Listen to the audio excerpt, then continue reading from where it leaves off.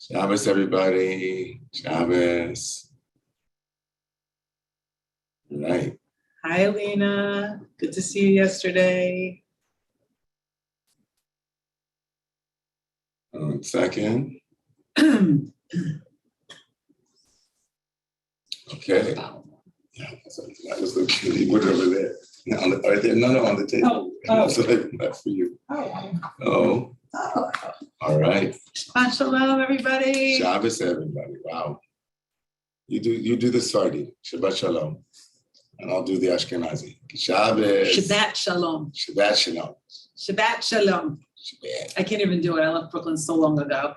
Shabbat shalom. It comes very unnaturally to me at this point. Well, we're here in the Romemu office. We're again live with all of you, and so happy that you're here with us. And we just wanted to show you our negative piece. These are our rapid tests. We're kind of like, so you don't have to worry. No worries. Okay, thank you. So you can take that off your heart, mind. We're good. Thank God. Now we're all here with clear minds, God willing. We're going to start our learning today. We're really going to focus on the fifth commandment. Of course, this week's Torah portion will bring us the Aseret Dibrot, the 10 utterances, the 10 spoken communications, really, the 10 communication points. The fifth one is a bit of a heavy one, which you'll see in a moment. You might know what the fifth one is, but you'll see in a moment. But I guess we'll begin with Birchot Torah, the blessing of a Torah. Maybe if somebody, we can choose somebody to say the blessing of a Torah. Yeah, that'd be great. What do you think? Paul's raising his hand. Paul's saying, okay. It's going like this. Paul Solomon, okay. Hi, Paul. Hi, Paul. Yes. There you go. I think that Michaela. He's muted again. Uh-oh. Paul Solomon. We're looking for Paul Solomon. There we go. Thank you. And Michaela is going to place the blessing for you on the screen. Michaela's in Brussels doing 30 things for us right now. She's at once. She's letting people in. She's checking on the registration. She's unmuting. Muting, and also finding the right source for all of you. So we can show some love for Michaela. All right. Okay. Nice. Shabbat shalom, and I'm saying this prayer in memory and honor of Howard Eisenberg. Baruch atah Adonai Eloheinu melech haolam asher kidshanu b'mitzvotav v'tzivanu la'asok b'divrei Torah. Amen. Amen.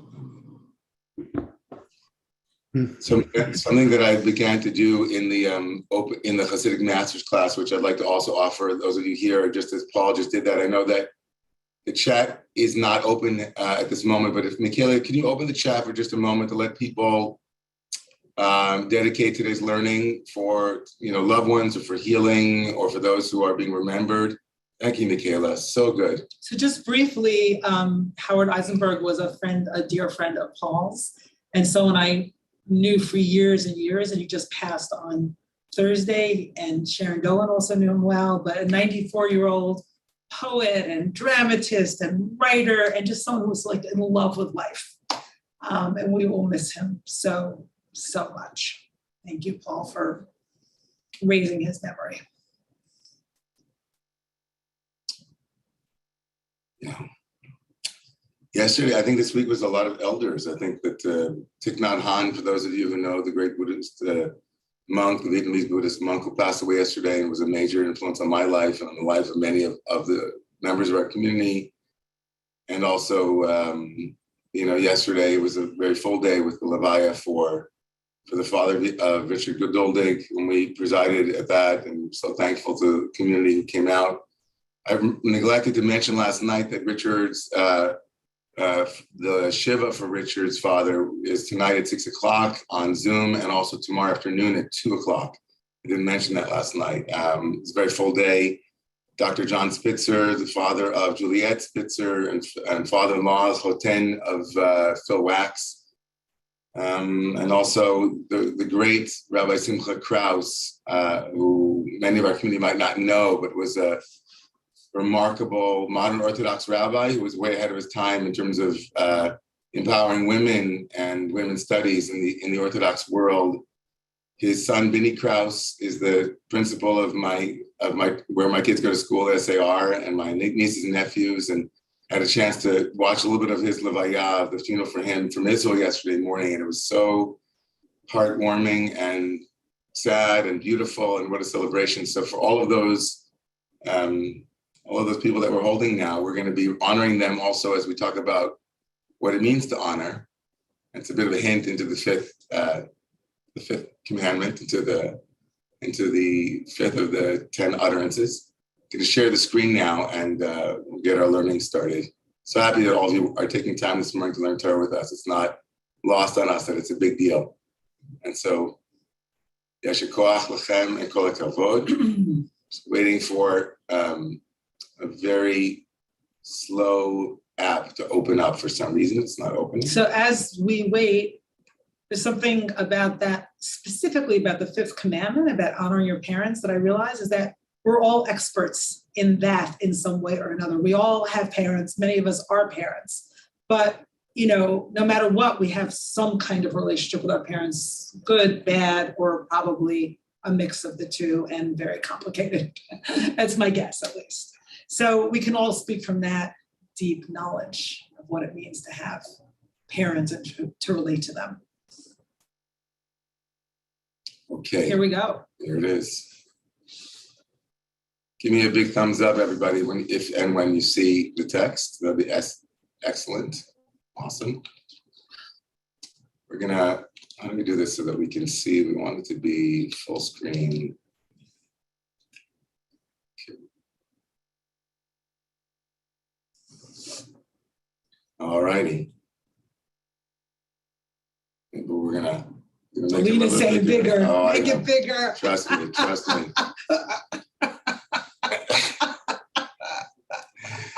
Okie doke.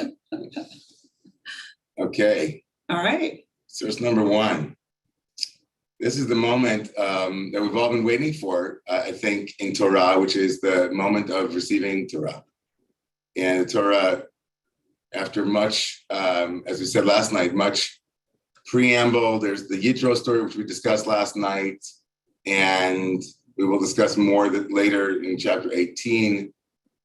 We arrive at chapter 19, which is essentially like the real preparation. They come to third month. It takes 3 months for them to arrive at Sinai, and here they are. And Moshe brings them out, and Vayidaber Elohim et kol hadvarim ha'ela lemor. God spoke all of these words. Just one more note about this in terms of context. And I teach this idea a lot, that slavery is in the minds certainly of the mystics, but I think we can find this literarily as well, that it's a place where speech itself is in exile and God's speech is in exile, right? So here's the moment where the Israelites finally hear God's voice, and there's that moment of contact. And when they were slaves, like they couldn't hear, right? They couldn't hear from Avodah Kasha and Ruach Tzara, right? The heavy burden, or the difficult or torturous burden, and being short-winded. So here we are, they're finally hearing. So beautiful to say that, because just to give context for being able to hear God's word, and it's not just like we often think of it as God spoke to the people, but there's a dialectic between the ability to hear and the one who's being heard's ability to speak, and that's playing off each other here. Right now, it's not just right now, it's as if God's now being redeemed because the people are ready to hear, right? Their readiness to hear is also something that prompts God to be able to speak. It's very beautiful. Yeah, like this is the moment. Is the moment. And quite a moment. So God speaks these words. Notice that it doesn't say mitzvot. It doesn't say these are the commandments. That's kind of an unfortunate translation of what's happening here. God spoke these words, right? So the Aseret HaDibrot are nowhere named Aseret HaMitzvot. They're not called the 10 mitzvot, the 10 commandments. They're called the 10 divarim, the 10 spoken words. It's very alive, right? It's very organic, very dynamic, very adverbial. it's alive. It's a verb. It's moving. So why don't we just do one at a time? So I do the first one. Sure, Why don't you do the second? Oh, you did the first one. Anochi Adonai Elohecha Asher Hotzeiticha me'eretz Mitzrayim mi beit avadim. I am the Lord your God who brought you out of the land of Egypt, the house of slavery. That underscores the point that you just made, by the way. Like that God's first identification is, of course, the way that the tradition sees that as, oh, I am the one, I'm reintroducing myself to you, but I'm also the God of history. That's like the classic, I'm the God of history, I'm the one who acts in history, but what the Beit Avadim, I'm the one who took you out of Egypt, the house of slavery, underscores what you were saying. Now you're no longer a slave, and now I can fully tell you who I am. Yeah, right? So I brought you out of slavery for just this moment. For this moment. Yeah, and some years ago, I just realized, wow, this is God's I statement. We start the 10 utterances with God's I, right? And that's in itself so powerful. We're coming into contact with not a person, but a persona, right? Another presence somehow. And in my chavruta this morning, we were talking about God introduces God's self relationally as the one who brought you, right? There's that you statement, out of Egypt. I'm the one, my chavruta Sharon said, I'm the one who did all that. If you're confused about that, I'm behind that.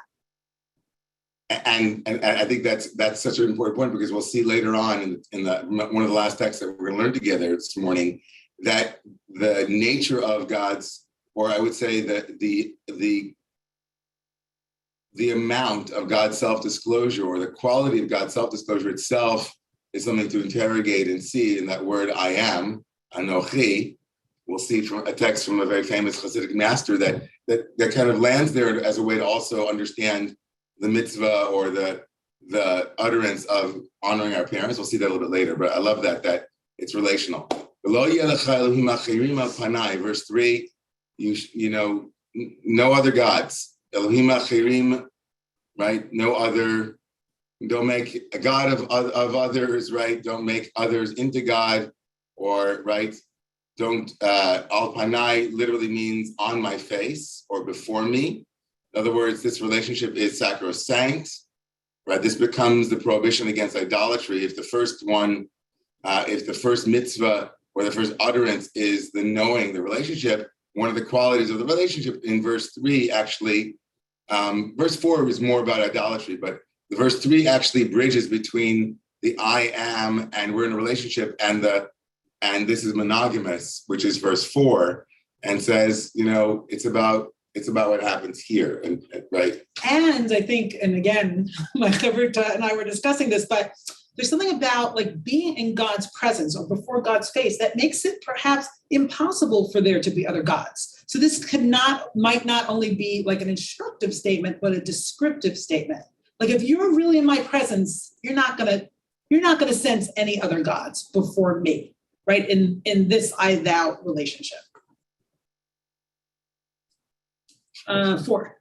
Lo ta'aseh lecha pesel v'chol tmuna asher b'shamayim mima'al v'asher ba'aretz mitachat v'asher b'mayim mitachat la'aretz.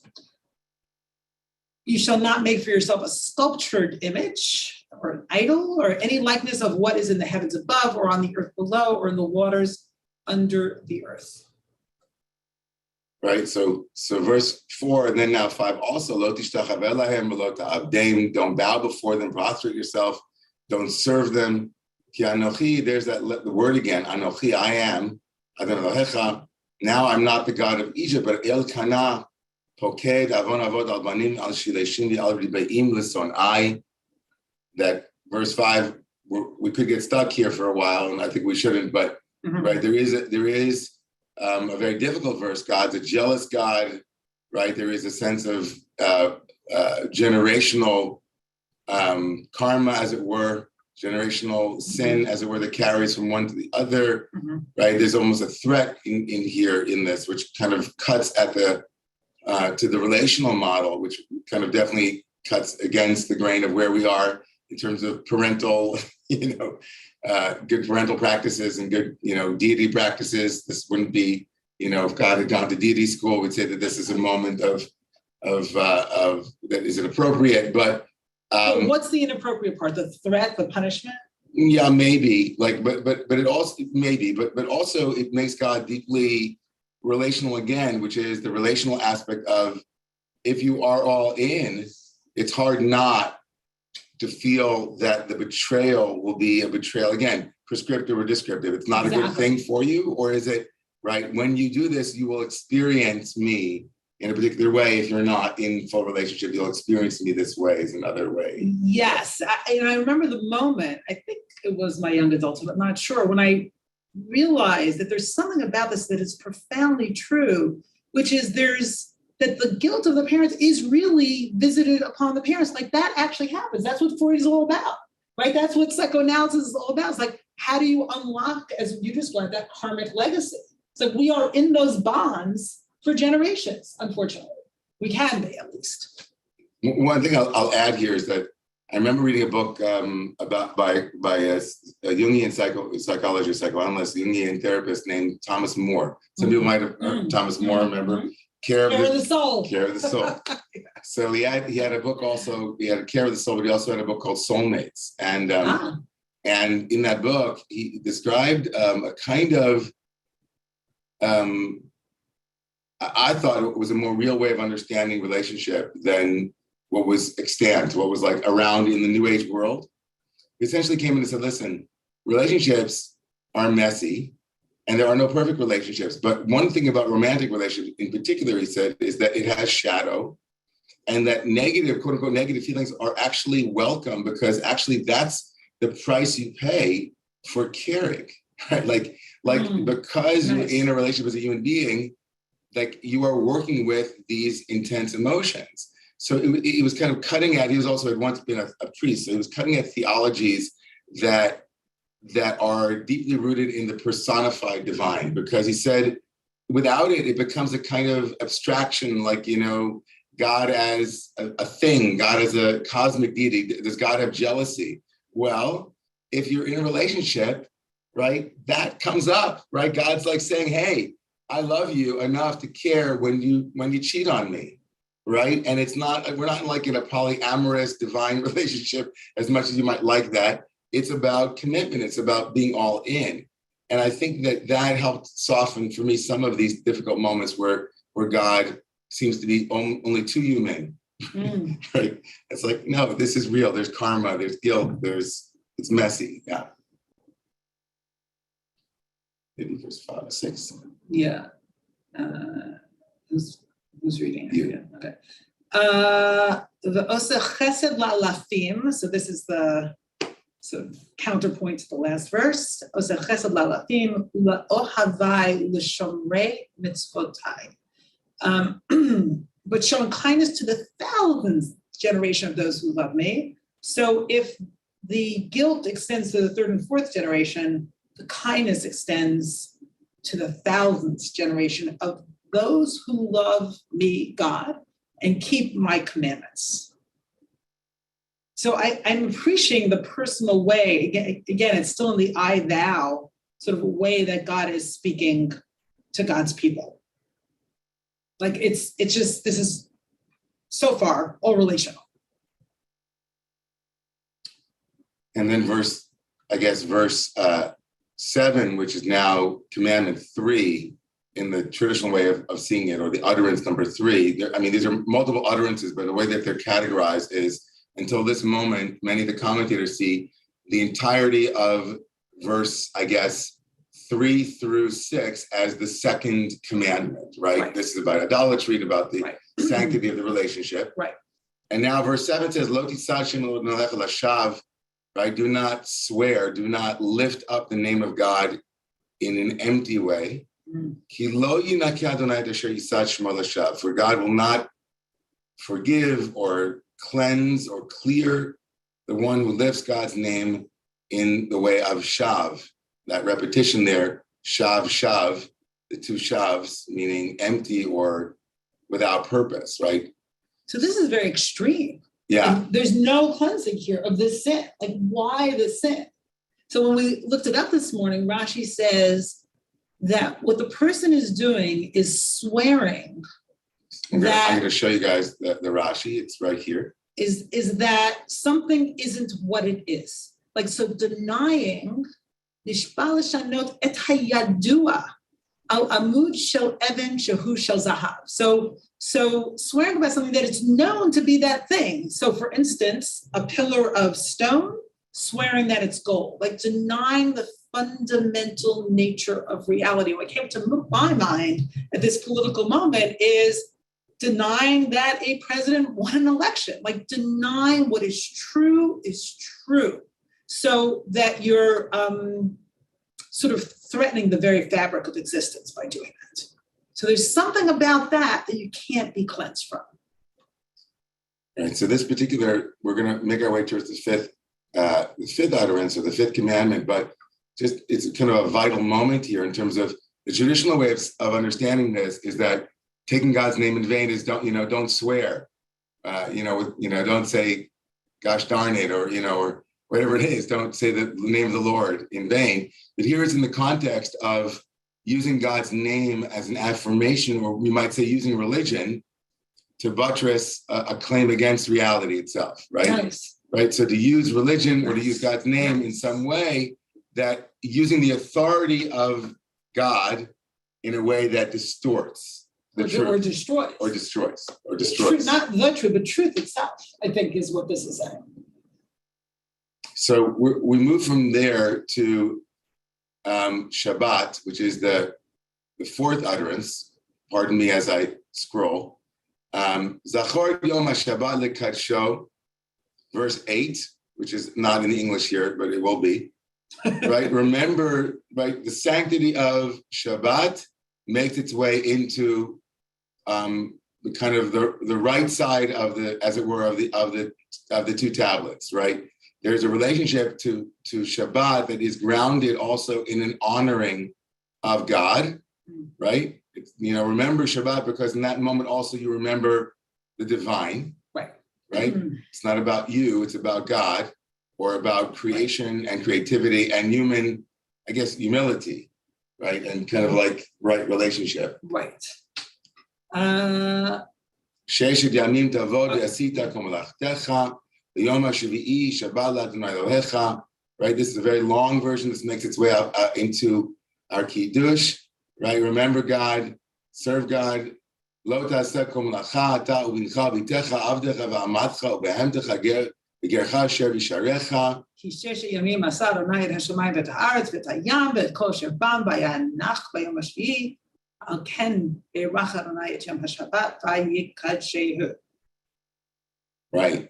So this is remarkable because it doesn't actually hearken in the Deuteronomic, in Devarim, in the Deuteronomic expression of Shabbat. There's a mention of its relationship to freedom and to Egypt. So here it's grounded in creation, and there it's grounded in liberation.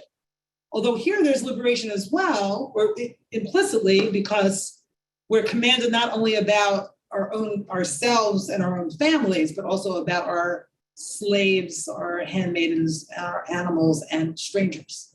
So there's an ethical dimension. There's an ethical dimension without a doubt. Which is grounded in the force of creation somehow. Right. So it makes its way, we're trying to align this with the traditional understanding is that the right side or the first five utterances, right, are very much related to kind of our relationship with God. And the 6 through 10 have to do with the relationship between human beings, right? Do not steal, do not murder, and so on. And so the linchpin of Shabbat could be an ethical or liberation moment, but here it's connected to cosmic, honoring cosmic rhythms and honoring the power of the divine. But it also, of course, extends itself into an ethical concern, right? If all of humanity is built in God's image, all of humanity is obligated to rest in honoring that divine power or the relationship with God. Right. And the categorization is not so clear. Like even though the first five utterances, I like that shift, are supposed to be about a person to God, there's an ethical dimension in many of these, including swearing, because that's done in a human context, and now Shabbat. Very much.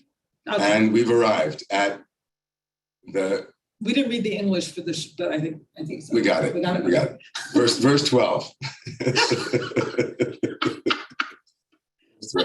Okay, here we are at kabed et avicha v'et imecha lema'an ya'arichu yamecha ad ma asher Adonai Elohecha noten lach. So honor your father and your mother, so that your days on this earth will be lengthened.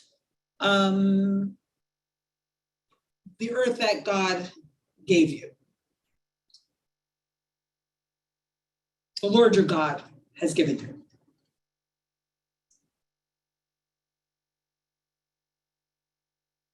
So one of only two places in the Torah where the lengthening of days or a specific benefit is offered because of a practice or because of a commandment or some utterance. Yeah, earlier with the kindness and the sins that are traveling through the generations, that seemed like more a description than a specific reward. Exactly. Here, the length of days is connected to the love of, or not the love, I should say, the respect, the honor, the kavod, which is a powerful word. A kavod that is to be given to father and mother. So we're going to move from there into the broader conversation that we want to have about this. But one of the more remarkable things is that the Sifra, which is a group of midrashim, seems to connect this with the divine as well, right?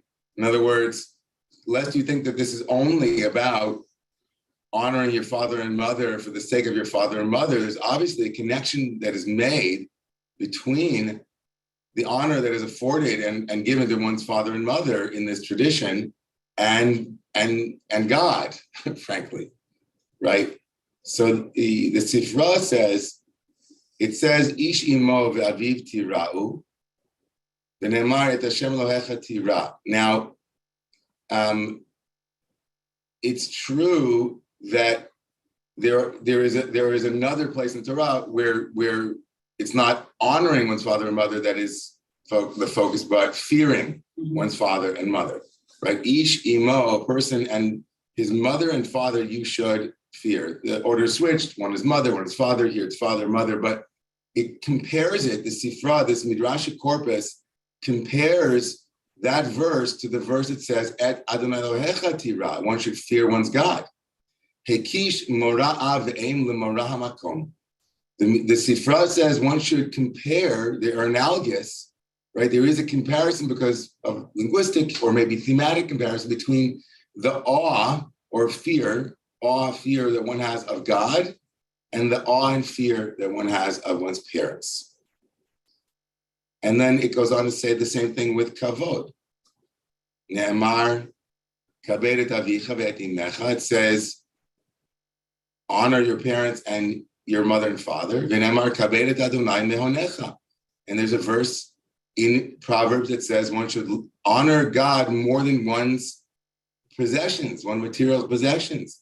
Hekish kibud av ve'em lekibud hamakom. There are comparisons. Sifra is drawing a comparison between the relationship between the qualities that one is to offer towards God and the qualities one is to cultivate and offer towards one's parents. Just to share very briefly what this brings for me personally, when I was a rebellious teenager and young adult, lasted for a long time, the rebellion, my mother would keep repeating to me, I am your mother, you know. I am your mother, you know. And I was like so resentful. I was like, what do you mean you're my, like, all I wanted to be was free from her power. And then I think because of that, I lightened her weight, right? The heaviness that she had for me intrinsically, I wanted to be free of, so I dismissed her. And she kept reminding me, much to my, dismay, I am your mother, you know. And that, may her memory be blessed.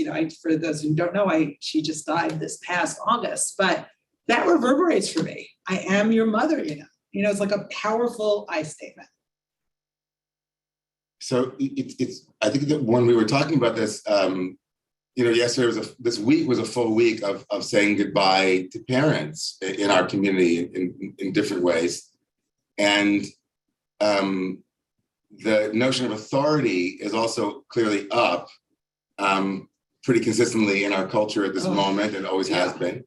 And the obedience to authority, right? We have I want to make a big havdalah, a big separation between these two things. But, the Times ran an article about the Wannsee conference, right? That took place, where the Nazis took place in a matter of what was an hour or whatever it was, 15 pages of notes. The final solution was laid out, and obviously studies on the obedience to authority and the danger. Milgram's study on obedience to authority is writ large one of the greatest problems that we as humans have in some way, shape, or form, and its abuses, obviously, and clearly, when Freud wrote his Future of an Illusion and talked much about parents and about authority and about God and brought all those things together, there is a quality clearly spelled out in our tradition of this connection between the divine authority of parents, right, and its misuses, and the drama of the gifted child with Alice Miller, right? There's a lot of this positive, negative pole. And I think what we wanted to have a conversation with all of you, and hopefully you'll raise hands and weigh in, is about this delicate balance between the transcendence and the power of our parents and the power we give to our parents and their immanence, right? If we're using theological categories, the closeness and the familiarity of our parents and the mystery of our parents and the complicated nature of that, and what function kavod serves. Like, what is kavod, right? What does it mean in the deepest way? Rabbi Kollras is speaking, you're speaking about the kavod as the word weight, like in kvedut is heaviness, right? Gravity, like the heaviness of the load that your parents lay on you, and the lightness that you can provide them by taking some of that weight from them. But what is that? I think that was our question for conversation this morning in the open book, and where it lands for you. So we'll open it up now if you'd like to raise your hands and see where this lands for you in this broad conversation. And then we'll go back to some texts that we also think are pretty beautiful around this topic. I guess, Jay, Michaela, yeah, go ahead. Thank you, Michaela. And as usual, to have as many voices as possible on the table, be concise. Thank you. In service of concision, I won't say some of the things I wanted to ask about, but one question, and then which is, can anyone chime in on sort of contemporarily what was going on? Because I'm struck by the fact that with matriarchy and patriarchy, it's mother and father, which is that common, that one is not privileged over the other in that context?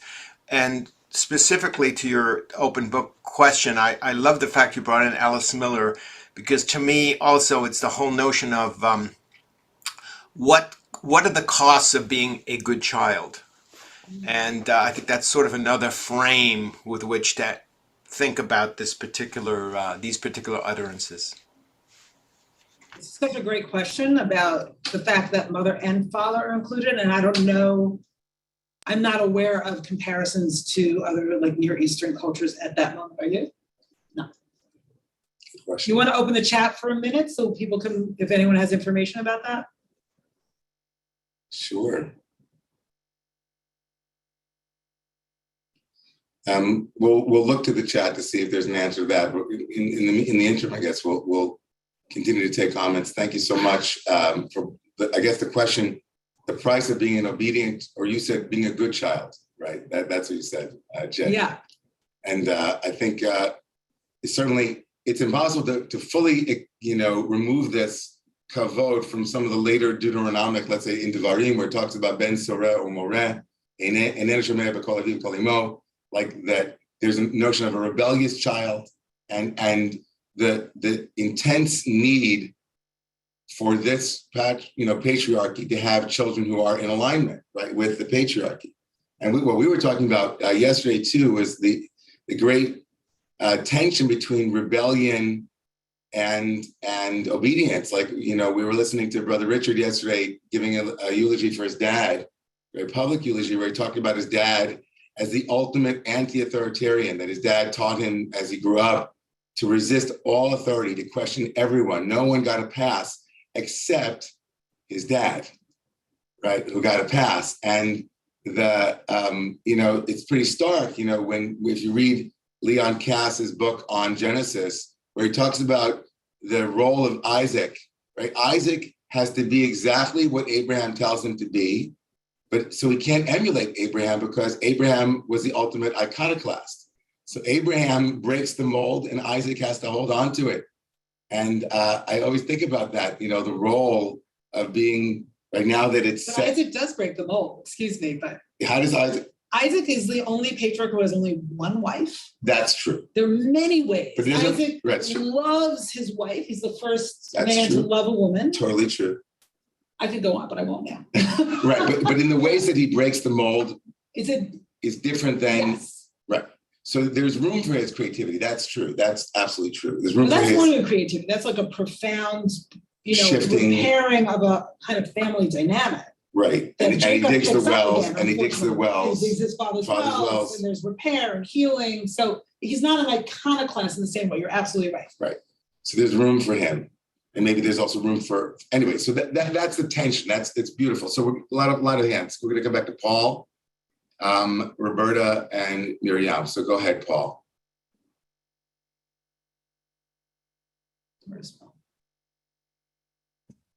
Shabbat Shalom. Thank you so much for the teaching.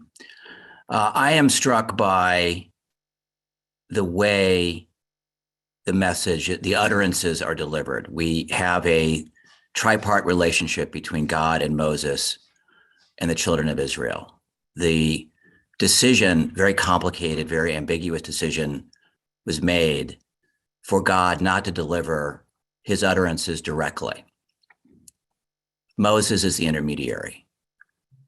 And there's no good, I think my conclusion here is there's no good decision. We know that the Israelites are not yet ready to hear and respond to these utterances. I think my feeling is that there was a conscious effort to try to increase the odds that these utterances would be accepted by using Moses as the intermediary, but it didn't work. And I think it is emblematic of how these utterances are filtered through the generations, well and not well, often at the same time.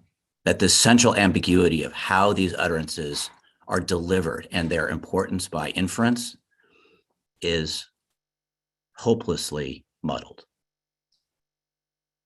So you're bringing up the issue of how are we listening to these today and how we've listened to them throughout history. And I'm a little uncertain about what you said about Moses delivering these, because at least from the Pshat, the literal reading of this text, God is the one who speaks these. And then the Israelites say, Moses, don't let God speak to us directly. We are told that God spoke these words. Yeah. Well, if God is speaking directly, why do we need to be informed that God spoke these words? Because we weren't there. Right. Okay. So my implication is that there's an intermediary. Well, you're not alone, because there are many rabbinic texts that say, maybe the first word was uttered by God, but not the rest, or maybe the first two commandments or first two utterances were uttered by God, but not the rest. So there is some kind of ambiguity about who's saying these utterances. I think my central point is that, and we know this as parents, but we also know this generationally, that we want our wisdom to be accepted. And so often it is not. Right. And why? We ask ourselves this question over and over and over again. Why isn't our sterling wisdom accepted? And what do our children end up hearing? What do they not hear? And sometimes they hear exactly what we don't want them to hear, right? The worst of us as opposed to the best of us. Indeed. I think that it's obviously I love this, and I'm just super aware of both the time and how many people have their hands up. There are at least, I think it looks like now, at least 10 more people. So I want to be really brief, but I just want to highlight, Paul, that you brought, I think, an important, a really powerful frame around transmission and authority and learning, right? And molding and shaping. And certainly that's, or compliance, right? There are so many pieces that are embedded in this moment of transmission between God and the people. There's and what's at stake, right? What's at stake in the Torah, and what's at stake for parents, of course, is their way of life that they think is valuable, and that they are fearful, right? For two reasons: one, that they won't be immortalized by their children, and two, maybe in a less fear-based motivation, is that what you think is good for them, right? That was the title of one of Alice Miller's really great books, was Good for You. The notion of what's good for you, it's good for you, is a very positive motivation, but of course it's also fraught, right? It's deeply fraught. And what we think is good for children or good for the next generation, right, robs them of their own agency and their own ability to see for themselves what's good for them and so on. And now we're in, Cat Stevens, and it's not time to make a change. Just sit back and, right, you're still young, right? So I think that that the intensity of the authority of these 10 utterances is at stake in this continuum between, is Moses giving them, is God giving them, and what's their authority? And you're right. I mean, we humans had a hard enough time dealing with these 10 utterances and figuring out a way to live them, and we still do. And it's really, we're going to move on, but thank you, Paul. We're going to move rather quickly now to Roberta. No, we have like a lineup here. Okay. I know. So Miriam, Barbara, Bob, please everybody take a minute or less if you could. Thank you. Go ahead, Roberta. Shabbat Shalom. On what Jay brought up about honor your mother and your father, I'm looking at it as that is the unity. Honor your mother and your father. Honor the immanent and the transcendent. Honor the unification of the masculine and the feminine. Because I was thinking, what are these words? What is the communication here? And then, as you pointed out, that it says, in order that you may endure on the land. So it's pointing us to the centrality. I think this is from the Zohar. I know I learned this from Sarah Yehudit Schneider, that the healing, that the central tikkun of the Jewish people is to contribute to bringing about the unification of the masculine and the feminine. So I love that this is up and that you connected it to in order so that, and then just really quickly about the kavod. My niece, Kristen Wall, who I think was the first executive director at Romemu, right? She said to me, we're both students of Thich Nhat Hanh. She said to me last night, she wants to make of her life a way of honoring what he transmitted to us. And I thought, that's the honoring. I want to look deeply at what is it that my parents transmitted to me that I want to live, that's the honoring. So thank you. Thank you. Thank you so much. Beautiful, Roberta. Miriam, Margot. Shabbat Shalom, thank you. So Kaved et Avicha ve'et Emecha reminds me of Kavod Hashem, the presence, the indwelling, the glory of God. And the 3 times in my life that I felt that most strongly were in 3 moments my children were born that transformed me into a parent. That, God was in the room, the presence was there, the awe of life itself was there. A child may take their life for granted, but the moment that you become a parent is transformative. and the beginning of wisdom, Reshit Chochmah, Yirat Hashem. It's, you know, you exist when your parents and Hashem bring you into the world, and then you really gain that awe. And my last point is there's no reciprocal commandment. There's no commandment to love your parent. There's no reciprocal commandment to honor your children.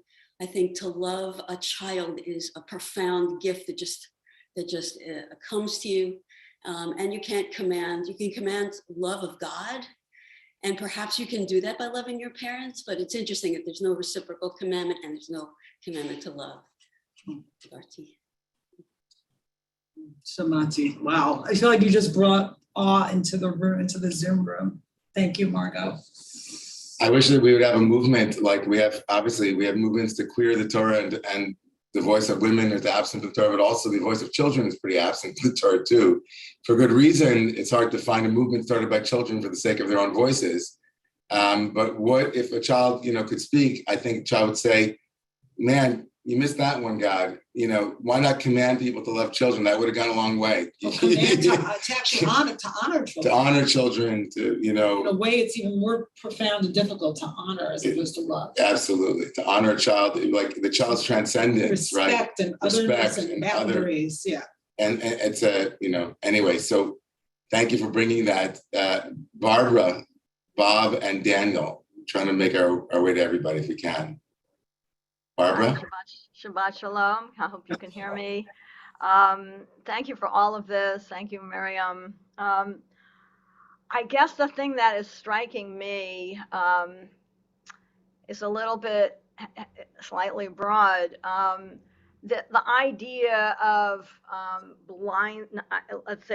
blindly following or blindly honoring what is given to you. And I think about, the past political years in which we have, half of our government blindly following something and not questioning, and in that sense, really losing a kind of reality and love, like you're saying, because it's not at that point reciprocal, and how incredibly dangerous that is in a larger sense, and then of course in a micro sense, if that happens in a family, it can also be so very destructive. And so how do we find,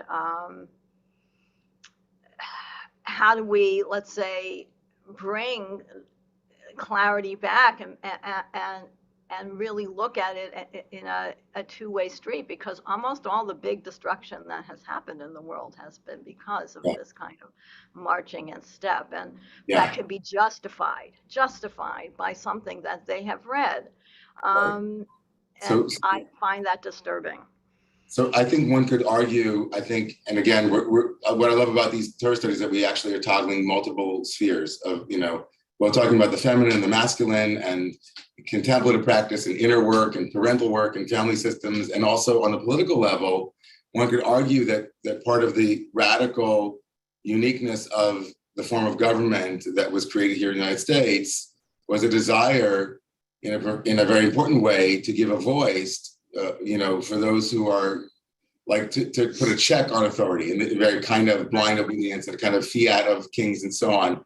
That it was a kind of lifting up of what it would be to honor, to honor the voice of children, as it were, and how dangerous it is when those checks on power are not there, and we move back to authoritarianism, which is really quite dangerous. Thank you, Barbara. We're going to move to Bob and Daniel. Go ahead, Bob. You're live on Open Book. I want to build on what you just said, Barbara. The word is honor. It's not imitate. It's not repeat.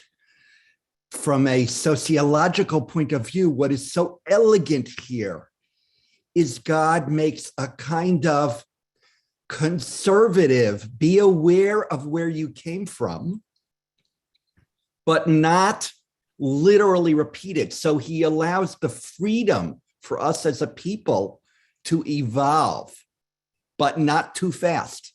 Because if it would be too fast, our parents would feel dishonored. T-Barty. Shamati. Nice. So, friends, we have to move into the remainders of the text that we prepared. Apologies to those who are still have their hands up. We can take a little bit of time after this, possibly, but we need Maybe to go 5 back. minutes and 5 minutes. Yeah, Okay. that'd be great. Let's see, where is that text?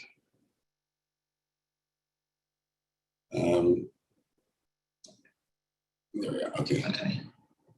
I have to go back 1 second. Sure.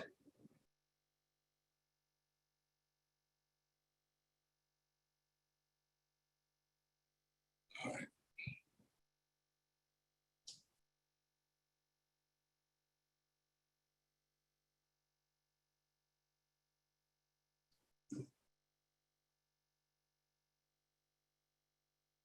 Okay. What is this text?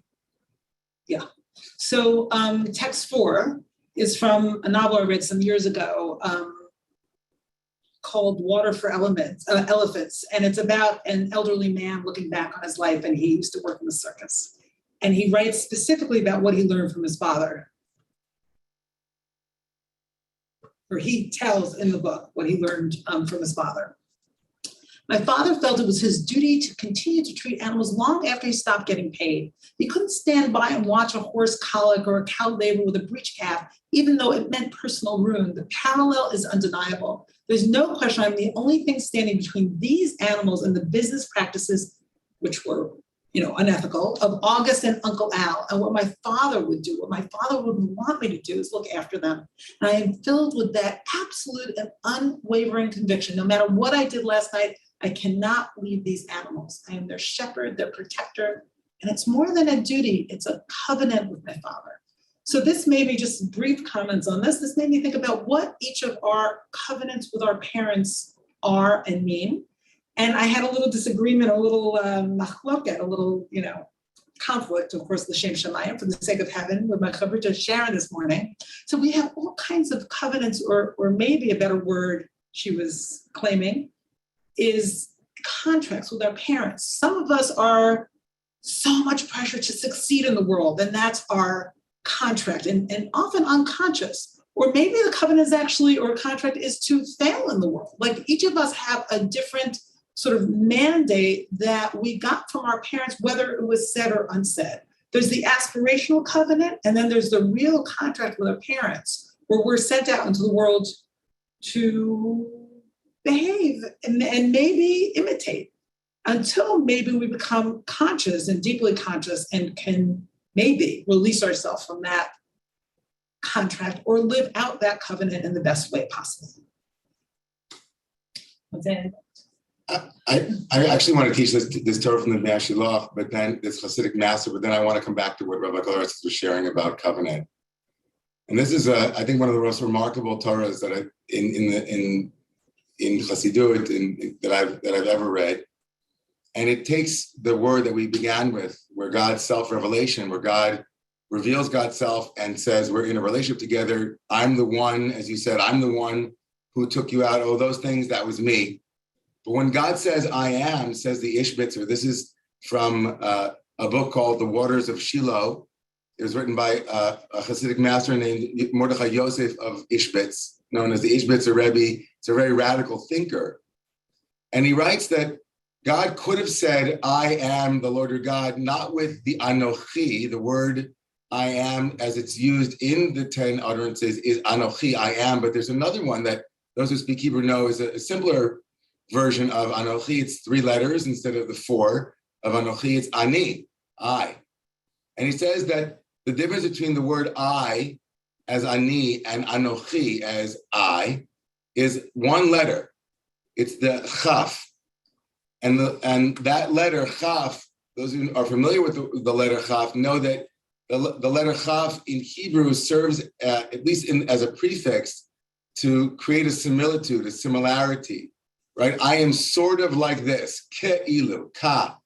And when that letter is placed in the middle of the word I, the Ishbitzer says that's a kind of God's non-full disclosure of God's self, as it were, as if to say you will never fully know me, or that I won't reveal everything at once because you need to unpack me a little bit at a time, right? right? If God had just thrown it all out there, it would have been too much. This goes back to the point that Paul Ullman was saying about God and how much was being revealed and who was doing it, and it was messy. God says, yeah, it's messy. I'm giving you a little bit. That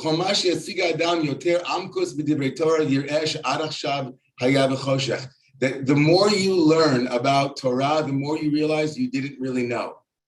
And that was very striking for me and for Rabbi Kolasis when we started thinking about the people, like the relationships we have with our parents, our mothers, our fathers, our caregivers, has a kind of resonance with like, we know them, but we don't know them. And we think we know them, and then we realize that we thought we knew them, but it was that very thinking that we knew them, which made it hard for us to ask the right questions to know more about them. And how hard it is sometimes to see them as standing on their own, as real people of their own boundaries, with their own future. Like we were talking about, you told me, Rabbi Glesses told me that she once saw her mother, like she remembers the first time she saw her mother, and she looked at her like walking outside by a window and realized, oh, that's not my mother, that's a woman walking. There's a lady in the street. There's a lady in the There's a lady in the street. Oh my God, and it's my mother. It was actually pretty shocking. And our kids too, you know, the number of things that my kids, at one point when my kids were behaving a certain way a couple of months ago, I realized they don't, like, they know me as dad, right? But that's making it hard for them to realize that I'm not the guy that they think that I am, right? Like, you know, and so Ariel and I started sharing memories about me that were like, did you know your father, you know, like they're kids, they don't know, but the limits the limits of loving sometimes or honoring our parents have to do sometimes with our own assumptions about them that are pre-built into the ways that we have to see them until we see them against a bigger sky. And it kind of we thought about in terms of theology, in terms of like God is both ani, like I am, and anochi, we don't quite know God. It's ki'ilu, it's a kiss. It's like, you Sort think of. it's God, but you're not quite getting at it. Not quite there. Right. And that brought us to this last source, which is Yehuda Amichai's great poem, which I guess I would love it if you read it. Sure. And then we'll see if we have a little bit of time left. My father was a God and did not know it. He gave me the 10 commandments, neither in thunder nor in fury, neither in fire nor in cloud, but rather in gentleness and love. And he added caresses and kind words. And he added, I beg you, and please. And he sang, keep and remember the Shabbat in a single melody. And he pleaded and cried quietly between one utterance and the next. Do not take the name of God in vain. Do not take it, not in vain. I beg you, do not bear false witness against your neighbor. And he hugged me tightly and whispered in my ear, do not steal, do not commit adultery, do not murder. And he put the palms of his open hands on my head with the Yom Kippur blessing, honor, love, in order that your days might be long on the earth. And my father's voice was white like the hair on his head. Later on, he turned his face to me one last time, like on the day when he died in my arms, and said, I want to add 2 more to the 10 commandments. The 11th commandment, thou shalt not change. And the 12th commandment, thou must surely change. So said my father, and he turned from me and walked off, disappearing into his strange distances. Wow. The Hebrew is also on the page if people want to read the original. Wow, wow, wow. So back to all of you and try to take a few more. Yeah, as we do that, that just brings me back to Paul's point, is like, how do we hear these utterances? And how did Amichai hear these utterances? And how did he hear the voice of his father? So beautiful the way that it sort of encapsulates that. Okay, back to them. Daniel, go ahead, Daniel. So the title of the open book teaching today is The Weight of Honoring Our Parents. I'd like to just give that a little bit of a psycho-spiritual twist that comes from the word weight, which we know is the same word for burden or heavy, keved, but it's also the same word for kavod, which is honor. I'm sorry, kaved, which is honor, and also kavod, which is presence. And maybe the psycho-spiritual teaching for me is that it's impossible not to absorb burdens, heavy-duty psychological, emotional weight from growing up with our parents. It's inevitable, no matter what. It's part of life. But the resource for healing those burdens is the kavod within us, the divine presence. Our parents are creators of us, but we come from a divine source, which is the creator. And there's a fractal of that within us, which is the kavod, the divine presence. And right before my mother died, a few weeks before she died this November, my wife was taking a picture of me and my mother, like the last picture. And my wife says to my mother, Roz, look up. Roz, look up. And she says, I am here. And that was her last coherent sentence. Wow. Human being. And I took that as a Jewish person, right? Hineni, I am here. And what's here is that kavod, that presence within us that can heal the burdens that we absorb from our parents. I love that. And I just want to bring Thich Nhat Hanh back to as we close. And I want to apologize to all of the people who are still have their hands up because we're running into prayer time. And so we're going to have to close. But I think Thich Nhat Hanh would say that there's a principle in Buddhism of the interpenetration or the interdependency of phenomena on all things, right? All things like the rain is in the cloud and the cloud is, right? It's all interwoven. And I read from the poet Mark Nepo who said, like, you know, your joy and your sorrow are interwoven the way that you can't choose the oxygen or the hydrogen, you know, in a water molecule. Like you can't tease them apart.